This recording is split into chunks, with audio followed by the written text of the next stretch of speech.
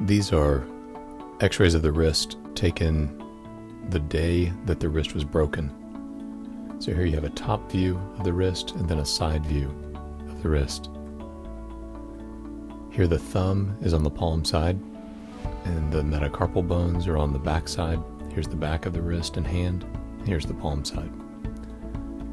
Here's the radius bone. The radius bone is here. The ulna bone is here. The ulna bone is here on the side view. So what's wrong with this x-ray is right here you can't really tell that anything's broken. It looks normal. Everything looks lined up. But then when you look at the side view, this piece looks kind of like a crescent or a little moon shape.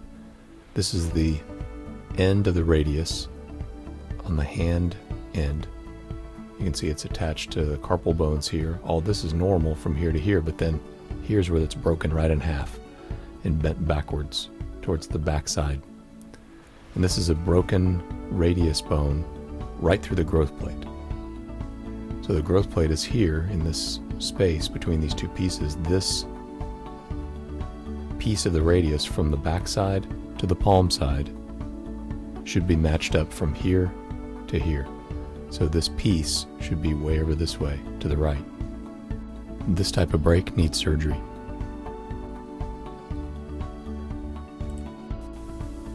Here we have a CT scan of the wrist. This is a side view here. I'm going to scroll through the slices of the CT scan one by one here.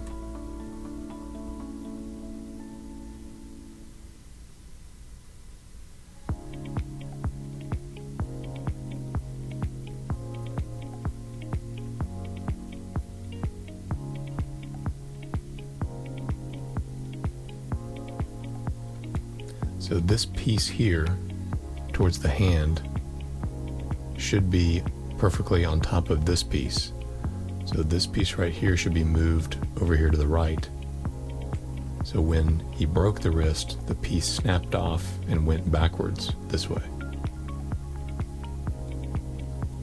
Over here we have a 3D image created from the CT scan of the broken wrist.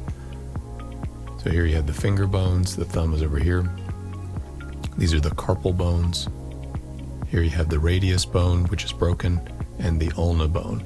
And it looks like the ulna bone's broken, but these are just the growth plates. So if I scroll, you'll see the wrist rotate. And you can begin to see that the radius is broken in half and the piece is bent backwards. This is the giant piece of the radius that's broken in half and bent to the back side. This is the back side of the hand and wrist. This is the palm side. So we can scroll back.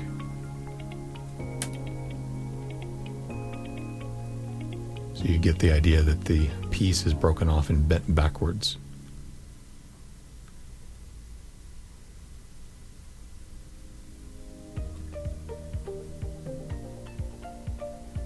So in the surgery, what I do is I'll bend the hand backwards this way to the left and then pull on it and then force it to the right side, palm down into flexion.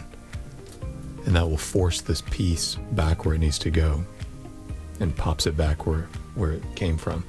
And then I put the pin in, starting here at this place called the radial styloid, and put the pin in. It goes all the way across the bone and lodges right here.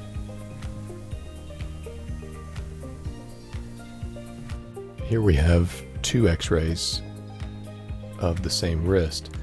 This one is taken about a week after the surgery. So as I say, I put the pin in through this radiostyloid bone and it lodges in this other part of the bone. So that stabilizes that broken piece.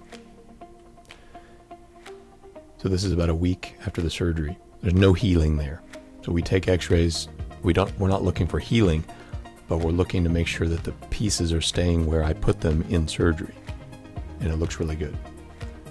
Then, here at 6 weeks, we see that everything looks the same, except there's a very subtle difference.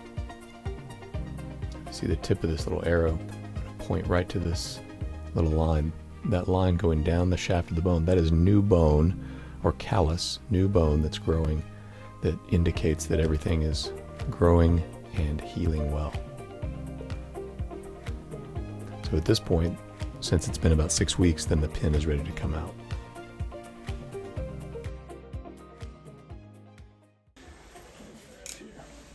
Okay, do it just like we talked about here. So tons and tons of pressure here. Just breathe if it's hurting. And that's all. You see how long it is. It's crazy, right? Wow. So it'll kind of ooze for about 60 seconds.